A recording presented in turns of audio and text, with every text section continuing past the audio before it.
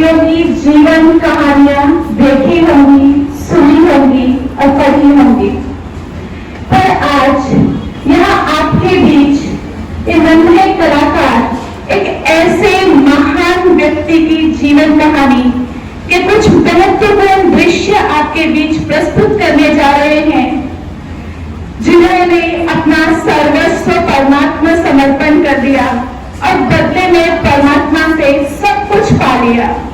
मानव से देव बनने की अद्भुत कहानी के कुछ महत्वपूर्ण झलकियां आज आपके बीच दिखाने जा रहे हैं ये नन्हे बालक।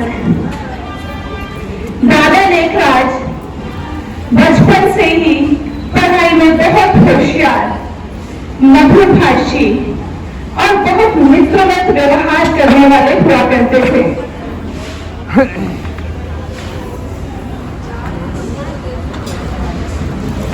लक्की, लक्की, ये देखो हम तुम्हारे लिए फूलों का गुलदस्ता लाए हैं।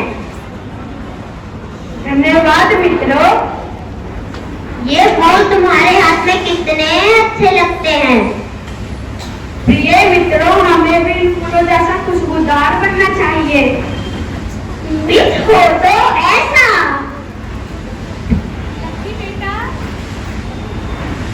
प्रणाम मौसी जी। प्रणाम। सुना है तो कुछ अभी प्रथम आया है। मैंने तेरी पसंद की खीर बनाई है, ये लो। धन्यवाद मौसी जी। मित्रों, तुम भी स्वीकार करो। धन्यवाद मित्र। कितना गुणवान है ये। बेटा हो तो ऐसा मानो खुद दीपक है। दादा लेखराज के सुंदर दिव्य गुणों के कारण हर एक ऐसा अनुभव करते कि काश हमारा बेटा भी ऐसा होता। दादा लेखराज के अंदर बचपन से ही भक्ति का भाव फूट फूट कर भरा हुआ था। वे विष्णु जी के परम भक्त थे। उनके दिन की शुरुआत विष्णु जी की पूजा आरती के साथ हुआ करती थी और वे मन लगा करके पूरे विश्व की कल्याण की कामना करते हुए भगवान की भक्ति करते थे।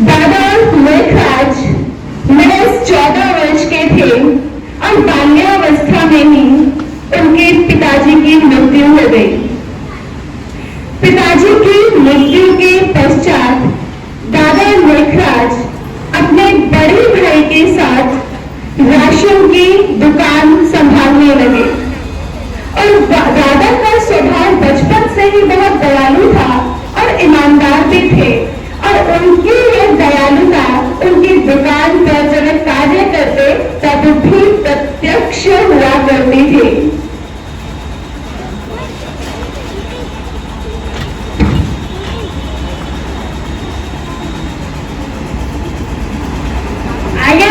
आपको क्या चाहिए? बाबूजी, मेरे पास इतने ही पैसे हैं, क्या थोड़ा अनाज मिलेगा? घर में खाने के लिए कुछ नहीं है।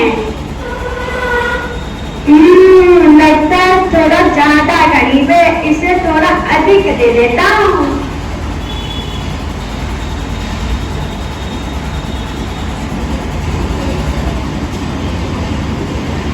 धन्यवाद बाबूजी, आप कितने दयालु हो।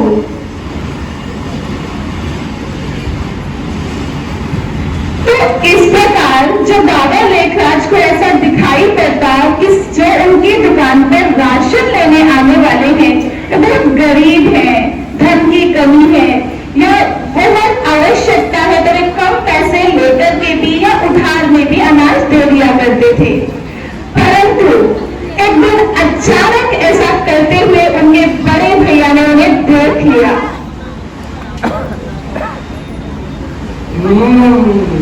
एक तो था ऊपर से तोड़ में जाता, अभी इसकी खबर लेता हूँ। तुझे धंधा करना आता है नहीं आता, नहीं तो वो तुम्हें सारी दुकान में डालेगा। भैया वो बहुत गरीब थी, इसलिए मैंने उसे अधिक अनाज दे दिया था। इसे तो समझाने के तरह में उनकी ये दानवीरता उनके बड़े भैया को थोड़ा रास नहीं आई।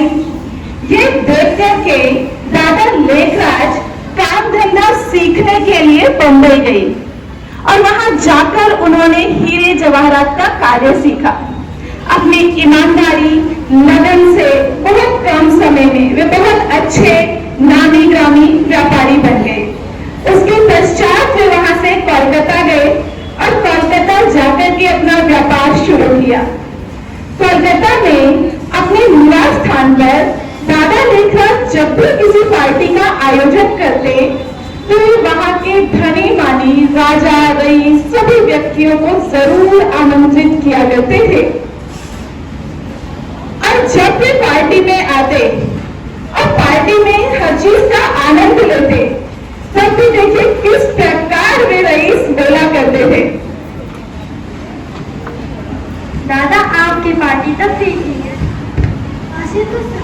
ऐसे तो सारे व्यंजन थे, फल मिठाई मेवा आदि, परंतु अच्छा, हम आपको शराब और मांस थोड़ा ही खिलाएंगे, हमारे लिए तो धर्म बड़ा है। आप कितने बड़े सत्यवादी और धर्मनिष्ठ। भगवान ने तो भूल नहीं करती जो कि हमें राजा बनाया। राजा तो आपको बनाना चाहिए था। तो बाबा का इतना सुंदर व्यवहार, उनके गुणवान व्यक्तित्व को देख करके हर एक राजा भी कहते कि शायद भगवान ने भूल कर दी, राजा तो इन्हें होना चाहिए था। एक बार दादा लेखराज अपनी गद्दी पर बैठे अपना कार्य कर रहे थे और एक चित्रकार बहुत सुंदर शेष शैया पर विराजमान दादा लेखराज के सामने लक्ष्मी नारायण का चित्र बना करके लेकर आया। दादा ये देखिए, मैं लक्ष्मी नारायण का चित्र बनाकर लाया हूँ। वाह, कितना सुंदर है ये चित्र। श्री नारायण कितने प्रशांत दिखते हैं, इनका गौरव तो देखते ही बनता है। परंतु क्या दादा? परंतु श्री नारायण की पाद हुई श्री लक्ष्मी अच्छी नहीं लगती। इस चित्र को निकाल के आप दूसरा चित्र बनाइए जिसमें श्री लक्ष्मी जी का गौरव बना रहे।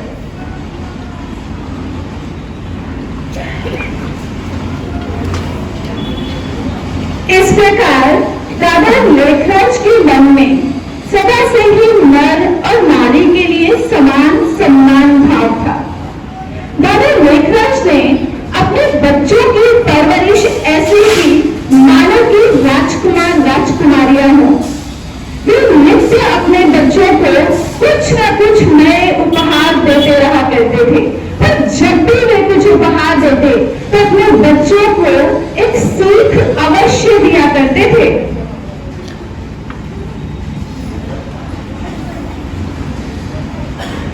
आओ बच्चों आओ, ये देखो मैंने तुम्हारे लिए हीरे के आभूषण बनाए हैं।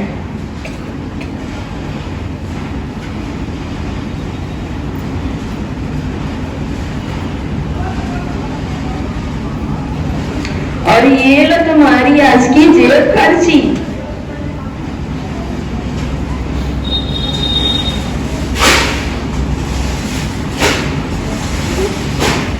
परंतु हाँ, कभी किसी से कुछ मांग नहीं, क्योंकि मांगने से तो मरना भला। और हाँ, मैं जो तुम्हें रोज की जेब खर्ची देता हूँ उसमें से एक हिस्सा दान जरूर करना, क्योंकि दान करने से भाग्य बढ़ता है। बाबा, बाबा आप कितने अच्छे हो।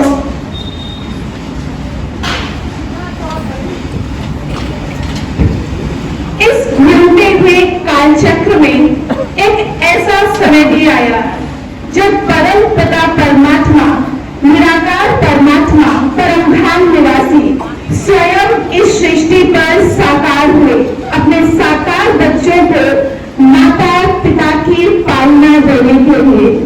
और उन्होंने इन्हीं दिव्य गुणों के कारण माध्यम चुना प्रजा पिता ब्रह्मा अर्थात दादा लेखराज को, जिन्हें नाम दिया प्रजापिता ब्रह्मा अर्थात बड़ी मां। एक दिन दादा लेखराज ध्यानमग्न अवस्था में बैठे हुए थे और दादा लेखराज को एक अद्भुत साक्षात्कार हुआ। साक्षात्कार हुआ विष्णु चतुर्भुज का।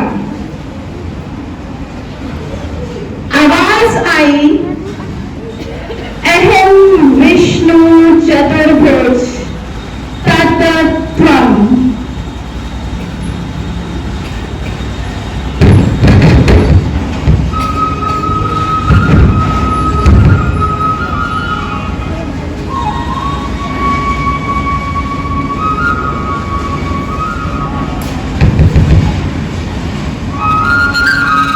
दादा के देखकर प्रतीत हुआ कि जिनकी में इतनी भक्ति किया करता था, आज उन्होंने अपने दर्शन मुझे दे दिए। एक दिन बाबा एकांत में बैठे हुए थे और उन्हें साक्षात्कार हुआ पुरानी सृष्टि के विनाश का।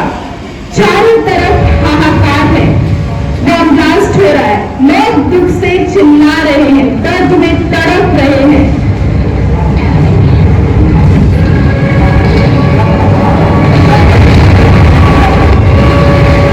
देख करके राजा को लगा ये क्या हो रहा है, ये दृश्य मुझसे देखा नहीं जाता।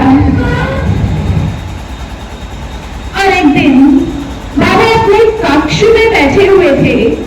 ये वो दिन था जब स्वयं परमात्मा ने दादा लेखराज में प्रवेश कर उन्हें अपना माध्यम चुना विश्व परिवर्तन के लिए।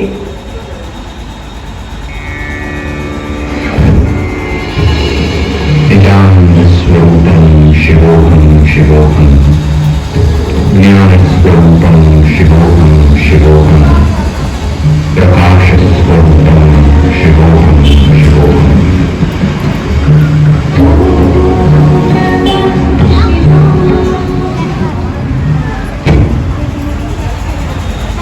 दादा को बहुत खुशी हुई उस अद्भुत तेजस्वी ज्योति को देख करके।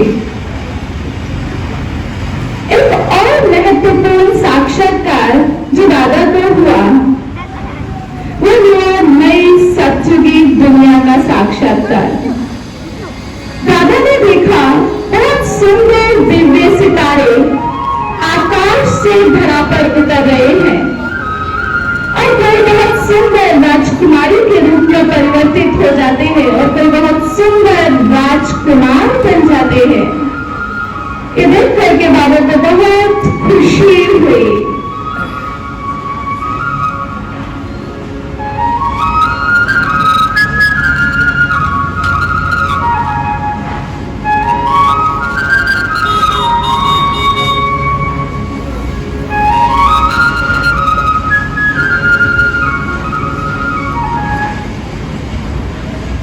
वाह, कितना सुंदर दृश्य है ये।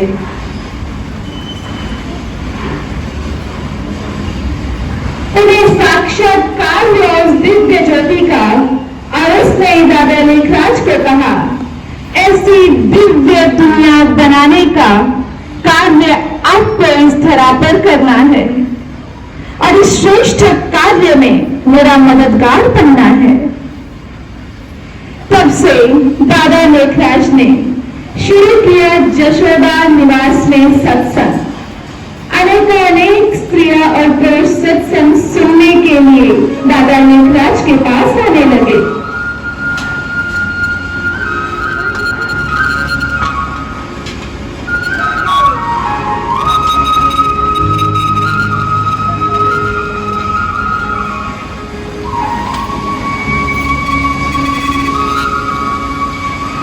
और जब भी दादा अर्थ सहित सच्चे अर्थों में गीता का उच्चारण करते तो सुनने वालों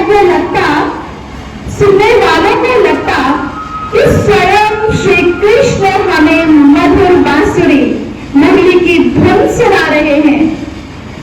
उन्हें अनेक साक्षात्कार होते। हर किसी को लगता सतयुगी दुनिया के अद्भुत दिव्य साक्षात्कार उन्हें हो रहे हैं।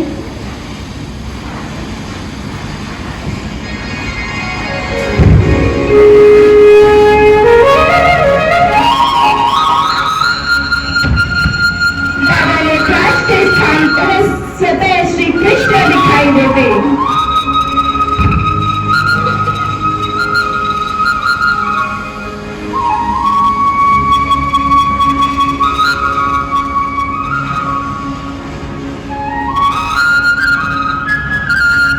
मन चोमुक्त हो जाते थे।